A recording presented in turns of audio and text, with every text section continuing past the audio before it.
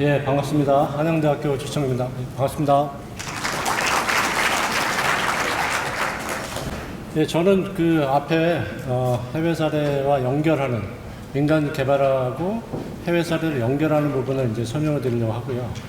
보통 이제 계획적인 입장에서 얘기하면 항상 이제 규제로 이해를 많이들 하세요. 근데 규제하는 입장도 사실 뭐 항상 이렇게 족쇄를 만들려고 하는 게 아니고 여러 가지 이제 고려해야 될 사항들이 공공의 입장에서는 있다라는 걸 이제 좀 설명을 드리고 싶고요. 그리고 역세권 개발이라는 게 사실은 이제 공공에서 얘기했던 뿌리가 굉장히 강하게 있다라는 걸 이제 좀 말씀드리고 싶습니다. 우선 이제 보통 일반적으로 이제 TOD 개념에 대한 논의에 대한 거를 이제 좀 확인을 하고요. 그리고 TOD 개념들이 과거에, TOD 전에 과거에 해외에서 어떻게 활용되어 왔었는가에 대한 거를 이제 좀 설명을 드리고요. 그리고 그러면은 한국은 이게 없었나? 한국에 최근에 이제 역세권 말씀들 많이 하시니까 한국엔 이게 없었나? 하는 것에 대해서 이제 좀 말씀드리고요.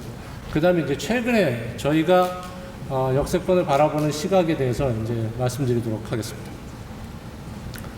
TOD는 아까 그 앞에 두 분이 이제 잘 설명해 주셨는데 보통은 대중교통 중심 개발.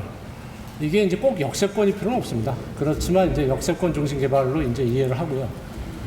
이게 이제 굉장히 강조가 되기 시작한 거는 지속 가능한 개발이라는 화두가 1970년대부터 계속 개발되다가 이게 이제 80년대로 넘어오면서 좀 더 체계화가 되고 이런 중에 이제 90년대 초에 TOD라는 말이 만들어지게 됩니다. 근데 이 TOD의 뿌리에 대해서 이제 조금 더 설명을 드리도록 하고요. 이 TOD라는 개념이 이제 컴팩시티에 대한 거의 뿌리와 같이 혹은 같이 논의가 되는 개념이라는 걸 이제 말씀드립니다. 그리고 이제 그 계획적인 입장에서 보면은 교통하고 토지용이 결합되는 형태, 이걸 두 가지를 같이 고려해야 된다. 그리고 이 교통이라고 했을 때는 일반적으로는 자동차 교통보다는 대중교통, 철도, 그리고 이제 버스도 가능한 얘기고요. 하여튼 그런 것이 이제 결합되어 있다라는 걸 이해하시면 되겠습니다. 아까 이제 이주일 박사님 보여주셨는데, 이 피터 칼트로프라는 양반이 칼토프 정도로 발음합니다. 이분이 1993년에 TOD라는 말을 이제 대중한테 알리기 시작합니다. 이분은 원래 이 책은 뭐였냐면 미국의 대도시권을 어떻게 개조할 것인가에 대한 책이었습니다. 그 책 중에 TOD라는 얘기를 하고 그리고 페데스트리안 포켓이라는 용어를 사용하게 됩니다. 그러면서 이 도시 쪽에 그 공부하시는 분들은 뉴어바니즘이라는 운동이 있었는데 미국에서 그 운동에서 TOD 개념을 아주 강하게 받아주게 됩니다. 그래서 전체 이 90년대 초중반부터 전 세계로 이 TOD 개념이 확산되게 됩니다. 그래서 어떻게 보면은 이제 뒤에 이제 말씀드리겠습니다만 사실 이 TOD 개념의 뿌리는 유럽에 가깝고 또 일본에서 성장했고 그런데 TOD라는 용어를 만들고 개념을 개발하고 더 체계화시킨 거는 미국에서 있었다라고 이해하시면 되겠습니다.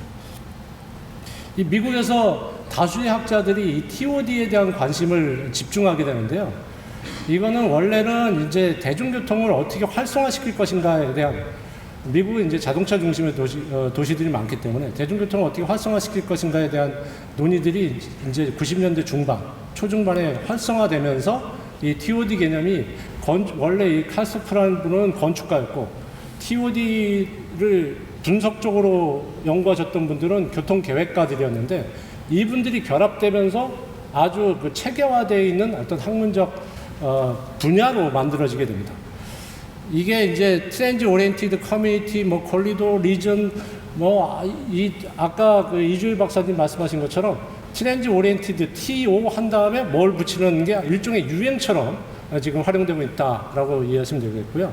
그리고 TOD를 활성화시키기 위한 요소들에 대한 연구들이 아주 심도 있게 진행이 됐는데 여기에 이제 보통 D, 알파벳의 D라고 합니다. D들, Ds 이렇게 얘기하는 것들이 이제 개발됩니다. 여기서 밀도, density, diversity 그리고 디자인 이 세 가지가 이제 강조가 되고요. 아까 두 분이 발표하셨던 내용들의 그 역세권을 어떻게 디자인할 것인가 이런 부분들이 이제 굉장히 논의가 되는데 그게 이제 디자인이라고 생각하시면 되고요.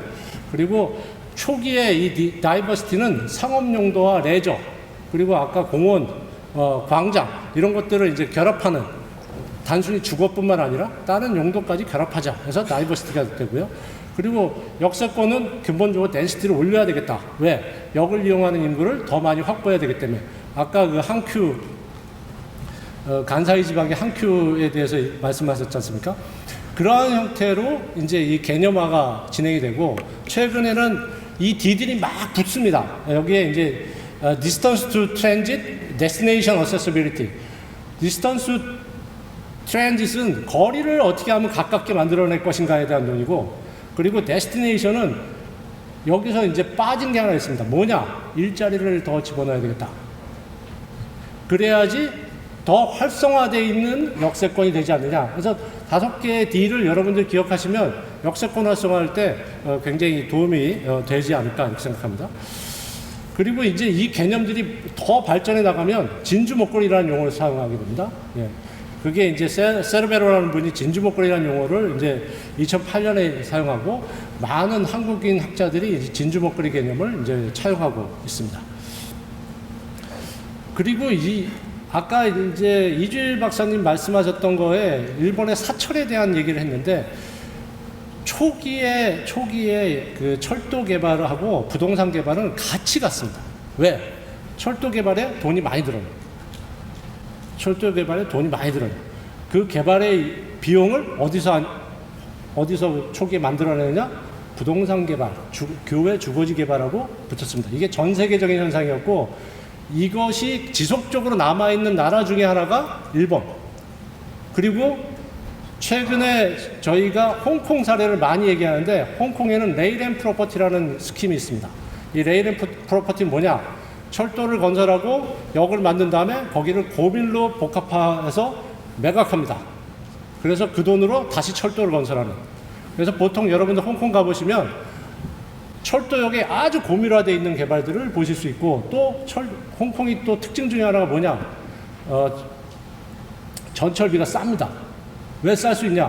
개발 비용을 이게 약간 공기업의 성격을 갖고 있는데 이 MTR이 개발에서 나온 수익을 가지고 그 퍼블릭 트랜짓의 피를 낮게 유지하는 그런 특징을 갖고 있습니다.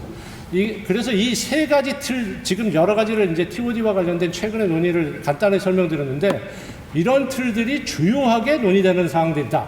역사를 한번 바라보겠습니다. 국내외 사례에서 이게 이제 뿌리는 약 120년 전 전원도시에서 시작됩니다. 여기 도시계획 하시는 분들은 전원도시 하면 잘 아실 텐데 이 전원도시에서 보면 도시들 간에 연결하는 도시들이 컴팩트하게 돼 있고요. 이 도시들을 연결하는 걸 철도로 연결하라 이렇게 돼 있습니다. 혹은 그 당시에는 운하가 있었습니다. 그래서 운하로 연결하자 이런 얘기를 하게 됩니다. 이게 1900년대 중반에 유럽의 각 나라로 퍼져집니다. 여기 대표적인 게 덴마크 코펜하겐의 핑거프레인이라고 이건 아까 말씀드렸던 트랜지 오리엔티드 콜리도의 형태를 이 손가락 모양으로 개발하는 그러한 형태를 취했습니다. 또 미국에서도 이런 계획들이 좀 있었고요. 브루스 아이플랜이라고. 자, 일본의 사철로 넘어오겠습니다. 일본의 사철은 굉장히 이 TOD 관점에서 보면 실질적으로 일본의 사철들이 그걸 했음에도 불구하고 개념적인 발전을 안 시켰고 아까 이주일 박사님 말씀하신 것처럼 본인들이 지금 하고 있는데도 그거를 해외에서는 잘 모르고 있는 오히려 그런 상태가 되어 있습니다. 여기 그 대표적인 아까 한큐 회사가 이제 간사이 쪽의 회사고 동경 쪽에 있는 회사가 도큐라는 회사입니다. 아까 시부야 말씀하셨는데 여기가 오른쪽 위에 파란 점이 시부야입니다. 이 시부야를 거점으로 교외 연성 개발을 진행한 것이 도큐라는 회사고 이 도큐라는 회사를 만든 분이 누구냐? 고토 게이타라는 분인데 이분이 원래 일종의 우리로 하면 철도청 공무원이었습니다. 1920년에 나오셔가지고 본인이 교외 개발하고 철도를 적극적으로 연결합니다. 그래서 시부야에 가보시면 전원도시선이라는 게 있습니다. 아까 말씀드린 것처럼 전원도시라는 개념이 나왔는데 이게 일본에 1920년대에 들어와가지고 사철하고 부동산 개발하고 연결한 그러한 형태가 된다라는 겁니다. 자, 전 세계 주요 도시들의 TOD 계획들인데요. 이거 많이 있었습니다. 지금까지. 그런데 이 피터 홀이라는 분이 영국의 유명한 도시 학자인데 이분이 얘기하기를 이 뿌리는 전원도시에 있다라고 이제 확정하시고 계십니다. 자, 한국에 TOD 없었는가? 한국에는 로자리오 플랜이라는 게 있었습니다. 이게 1980년 계획입니다. 로자리오가 뭐냐? 묵주입니다. 묵주. 1980년의 지도입니다. 서울시 지도. 예, 여기에 각 역세권 계획을 보시면 여러분들이 지금 아주 익숙한 TOD 개념하고 똑같은 계획 개념이 있습니다. 1993년에 피터 칼토프가 얘기했는데 1980년에 로자리오 계획이라는 게 서울시에 있었습니다. 그리고 이 서울시 계획은 1990년에 서울시 도시기본계획의 역세권 개발 계획을 개념화해가지고 넣었습니다. 기본계획에. 여러분들한테 역세권이라는 이름이 들어가기까지는 30년 정도가 걸린 겁니다, 지금. 그런 다음에 GIS를 이용한 시뮬레이션을 통해서 역세권의 인구를 주택을 공급하면 대략 한 300만 정도 더 공급할 수 있겠다라는 시뮬레이션까지도 있었습니다. 그리고 1995년에 서울시 도시기본계획에 들어가려고 하다가 만 것 중에 하나가 대심도 간선철도망이라는 것이 있었습니다. 이게 쌍가락지 계획이라는 게 있었는데 지금의 GTX를 서울시 내부에다 연결하고 외곽에서 연결하는 대심도 철도를 만들어내자라는 계획들도 있었습니다. 자, 이렇게 계획들이 많은데 왜 안 되냐? 이거 좀 이따 말씀드리겠습니다. 자, TOD 계획들의 특징은 대도시권 관점에서의 주로 계획이고요. 그리고 대중교통하고 신개발을 연결하는 형태를 띠고 있고 아니면 기존의 도심의 주요 기능을 외곽으로 이전하는 형태를 띱니다. 근데 문제는 뭐냐? 철도는 보통은 공공이 개발해요. 근데 여기에 대한 수익은 민간이 가져갑니다. 그래서 이것에 대한 밸류 캡처에 대한 것이 공공이 굉장히 우려를 하고 있습니다. 자, 다시 돌아보는 역세권 해가지고 제가 오늘 말씀드리고 싶은 거는 역세권을 적극적으로 개발하자고 서울시가 계속적으로 근 30년 동안 계속 계획 속에 포함시켰고 기본계획에 그리고 2000년대 들어와서는 다양한 방식의 역세권 개발 계획들을 촉진하고자 진행을 했습니다. 그런데 여기에서 이제 주요하게 제가 보기에 여기 지금 서울시 도시계획과장님 오셨으니까 도시계획과장님한테 더 세밀한 건 저 들으시고요. 제가 보기에 서울시가 주요하게 생각하는 키워드들이 이겁니다. 지역균형 발전, 직주분점, 압축도시. 아까 처음에 말씀드렸던 TOD에 대한 개념들이 다 들어가 있죠. 그리고 여기가 이제 문제가 되는데 주택가격이 급등하면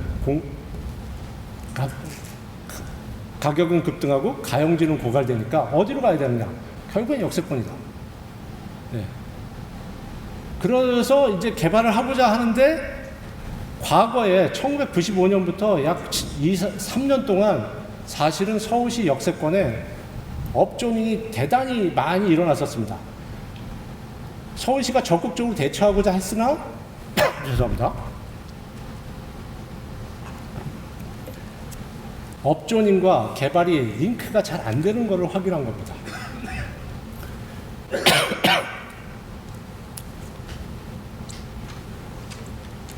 그에 따라서 2010년대부터 다양한 법들이 있습니다. 다양한 법들을 만들고 논란의 여지가 있는 역세권 청년주택 그리고 역세권 활성화 사업 이런 것들을 지금 진행하고 있습니다. 그리고 역세권 활성화 사업은 조 과장님께서 직접 발표를 하셨던 내용이니까 제가 넘어가도록 하겠습니다. 제가 보기에는 굉장히 체계화가 잘 되어 있습니다. 많은 노력을 해서 계획적인 체계를 만드는데 문제가 뭐냐? 이게 이제 제가 고민하는 것들입니다. 임대주택을 건설하면 주변 주민들이 반대합니다. 그리고 주변에 대한 부의 영향에 대해서 정확하게 컨트롤할 수 없습니다. 역세권 개발을 하자는 것은 아마 그 공감대가 아주 크게 형성되어 있습니다.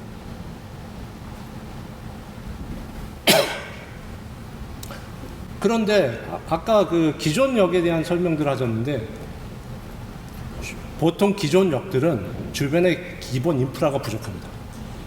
그래서 그 인프라를 누군가가 그 보완해 주거나 재정비를 해줘야 되는데 그 돈이 부족한 거죠. 처음에 계획할 때는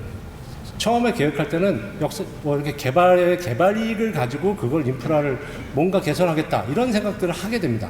하지만 실제 이 개발업을 직접 하고 계신 분들을 보시면 개발에서 나오는 수익이 그렇게 많지 않거든요. 그리고 리스크가 굉장히 높은 상태에서 사업을 하게 되는데, 그걸 가지고 공적 기업까지 다 하고 하니까 이 사업이 좀 만만치가 않은 거죠. 예. 지금 역세권 활성화 사업 같은 경우에는 천용 창업, 보육, 공공의료, 생활 SOC를 보완하자 이렇게 합니다. 근데 실제 보면 드라마틱하게 공적 기여가 있질 않아요. 그러니까 아마 이게 굉장히 큰 이슈가 되는 것 같습니다. 그렇게 보면 밖에서는 특혜 시비가 걸리게 됩니다. 예, 특혜 시비가 걸려가지고 공공의 입장에서는 당연히 역세권 개발을 해주고 싶으나 이걸 어떻게 해야지 하는 고민들에 빠지게 됩니다. 그리고 형평성의 문제가 있습니다. 지난 약 한 15년 전쯤에 있었던 이제 균형발전 촉진지구 사업들을 보면 역세권에 개발을 합니다. 그래가지고 굉장히 높은 주상복합이 만들어지는데, 이 주상복합에 사시는 분들은 실제 공공이 그렇게 관여를 해야지 되는 대상인가 하면 이게 퀘션입니다. 그리고 자료를 분석해 보면 이분들은 생각보다 대중교통 이용이 많지 않습니다. 비중이 떨어집니다. 그러니까 임대주택을 져야 되겠는데 또 주변에선 반대하고, 이런 이 여러 가지 연결고리를 해결해야 되는 그 고충이 공공의 입장에서 있다. 그리고 이제 저는 이 부분에 대한 것이 이제 주요하게 논의가 될 필요가 있는데, 저희가 주택 그 정책이 아니고 보통 무슨 대책으로 역세권 개발해가지고 주택 공급하겠다 이렇게 나옵니다. 근데 실제 지금 말씀드린 것처럼 역세권의 기성시가지에서 역세권 개발해가지고 그 공급하려면 꽤 시간이 오래 걸리거든요. 이게 단기 대책으로 필요한 사업인가? 단기 대책으로 우리가 해결할 수 있는 사업인가? 하는 겁니다. 그런데 이제 숫자가 정해지다 보니까 이 담당하시는 분들은 목표를 달성을 해야 되거든요. 그러다 보니까 또 주변 주민들의 의견 수렴이 굉장히 부족하게 됩니다. 그래서 과연 이게 이제 저희가 행복해지기 위해서, 저는 이제 단순하게 저희 계획이 행복해지기 위해서 한다고 생각합니다. 그런데 과연 이 정책이 행복해지는 거를 만들어낼 것인가 하는 고민들이 이제 생기는 거죠. 그리고 이제 민간의 입장에서 보면 이렇게 많은 역들 중에 어딘가 가면 이제 사업이 될 것 같은데, 공공의 입장에서는 아까 굉장히 중요하게 제시하는 게 균형 발전입니다. 직주 근접. 그러면 주택 공급은 민간 입장에서는 당연히 사업화가 되는데, 요 나머지가 문제죠. 다이버시티에서의 이 토지형 다이버시티가 문제입니다. 상업시설을 공공이 과다하게 요구하는 것 같아 보입니다.